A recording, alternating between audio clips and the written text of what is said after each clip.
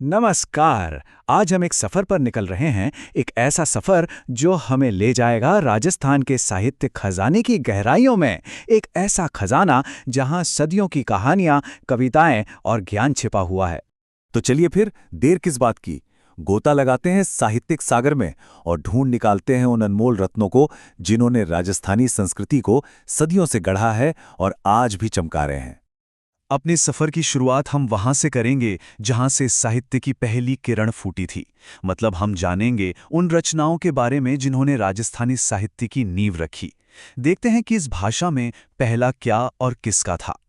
तो सबसे पहला और सबसे बड़ा सवाल तो यही उठता है कि आखिर राजस्थानी साहित्य का आगाज हुआ कहाँ से। कौन सी थी वो पहली रचना जिसके बारे में हम आज जानते हैं? तो जवाब ये है, देखिए, राजस्थानी साहित्य की जो सबसे पुरानी रचना हमें मिलती है वो है 1168 ईस्वी की भरतेश्वर बाहुबली घोर, जिसे लिखा था ब्रजसेन सूरी ने। पर यहाँ एक और मजेदार बात है।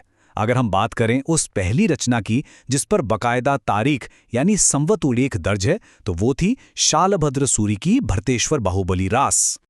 और ये रही वो ऐतिहासिक कृति भरतेश्वर बाहुबली रास। ये सिर्फ एक रचना नहीं है बल्कि राजस्थानी साहित्य के इतिहास का वो मील का पत्थर है जहां से हमें लिखित में समय का हिसाब मिलना शुरू हुआ। अच्छा, अब प्राचीन काल से निकलकर जरा आधुनिक युग की तरफ आते हैं। यहाँ हमारी मुलाकात होती है शिवचंद्र भरतिया से। इन्हें राजस्थान का पहला आधुनिक गद्यकार होने का गौरव हासिल है। और कमाल की बात यह है कि इन्होंने कई विधाओं में पहली बार अपनी कलम चलाई। और इनके दो काम तो मील का पत्थर साबित हुए। एक तो था राजस्थानी भाषा का सबसे पहला उपन्यास कणक सुंदर, और दूसरा था पहला नाटक केसर विलास। ये समझिए कि शिवचंद्र भरतिया के इन कामों से ही गद्य साहित्य के एक बिल्कुल नए युग का आगाज हुआ। पर शिवचंद्र भरतिया का योगदान सिर्फ यही तक सीमित नहीं था। राजस्थानी की जो पहली कहानी है विशांत प्रवास, वो भी उन्होंने ही लिखी थी। और अगर हम कविता की बात करें तो आधुनिक राजस्थानी काव्य की पहली कृति का श्रेय जाता है चंद्र सिंह बीरकाली की बादली को। साहित्य की बात तो हो गई, अब जरा सिनेमा पर भी एक नजर डाल लेते हैं। राजस्थानी की पहली फिल्म थी नजराना। जो पहली फिल्म लोगों में खूब लोकप्रिय हुई वो थी बाबा सारी लाडली। और बच्चों के लिए बनी पहली राजस्थानी फिल्म थी डूंगरा रो भेद। चलिए अब उन लेखकों की बात करते हैं, उन महत्वपूर्ण हस्ताक्षरों की जिन्होंने राजस्थानी गद्य को अपने लेखन से और भी ज्यादा समृद्ध किया और उसे नई ऊंचाइयों तक पहुंचाया। इस लिस्ट में एक बहुत बड़ा नाम है रांगे राघव का। उनका पहला उपन्यास घरोदा और ऐतिहासिक उपन्यास मुर्दों का टीला, दोनों ही रचनाएं हिंदी और राजस्थानी साहित्य में बहुत ही ऊंचा स्थान रखती हैं।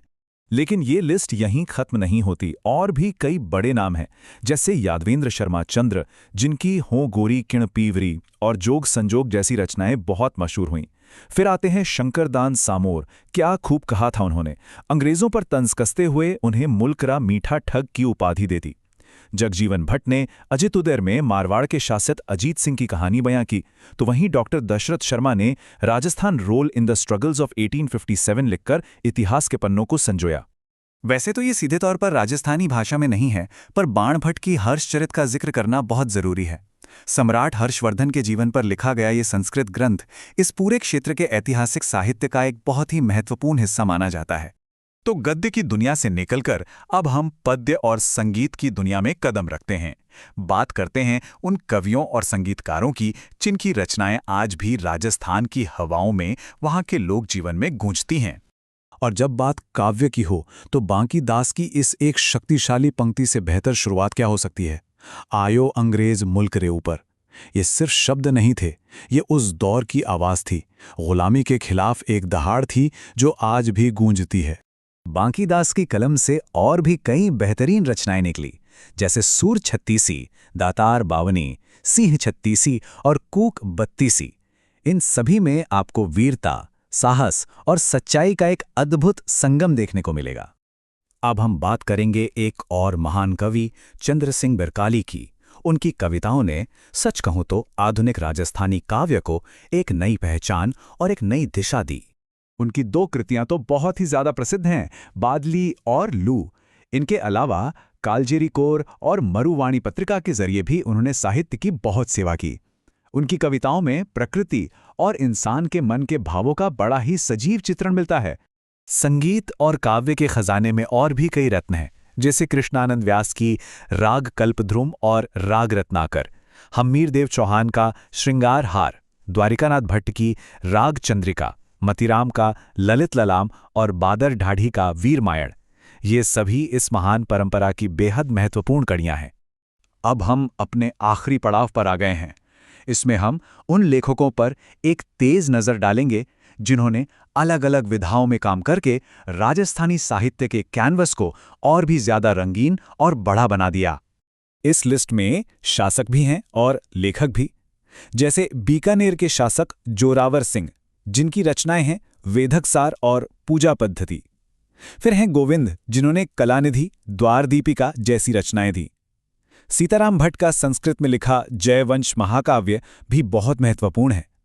वहीं जैन कवि पाल्हण का नेमिनाथ बारहमासा और मंछाराम सेवक का रघुनाथ रूपक भी अपनी खास जगह रखते हैं। अब जरा आधुनिक और समकालीन लेखकों पर नजर डालते हैं। यहाँ हमें मिलते हैं अर्जुन देव चारण, जिनकी रचनाएं हैं रिंदरोही और धर्मयुद्ध। फिर है जयसिंह नीरज, जिनकी ढाणी का आदमी बहुत चर्चित रही।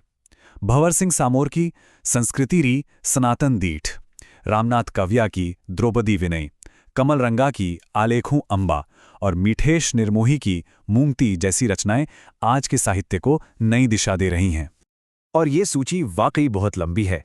चंद्र प्रकाश दवेल की पागी, नरसीन राजपुरोहित की अमर चूंड्री, अमरनाथ जोगी की गुलालेंग, उमरदान लालस का छप्पन नारो छंद, गजे सिंह राजपुरोहित की पलकती प्रीत, गुलाब खंडेलवाल की रूप की धूप और रमेश चंद्र दत्त की राजपूत जीवन संध्या। हर रचना अपने आप में एक पूरी दुनिया समेटे हुए है। तो इस पूरे साहित्यिक सफर के बाद इस विशाल सागर में से कौन सी रचना या कौन सा लेखक है जिसका नाम आपके दिलो दिमाग पर छा गया? कौन सी किताब है जिसे आप पढ़ना चाहेंगे? इस पर जरा सोचिएगा जरूर।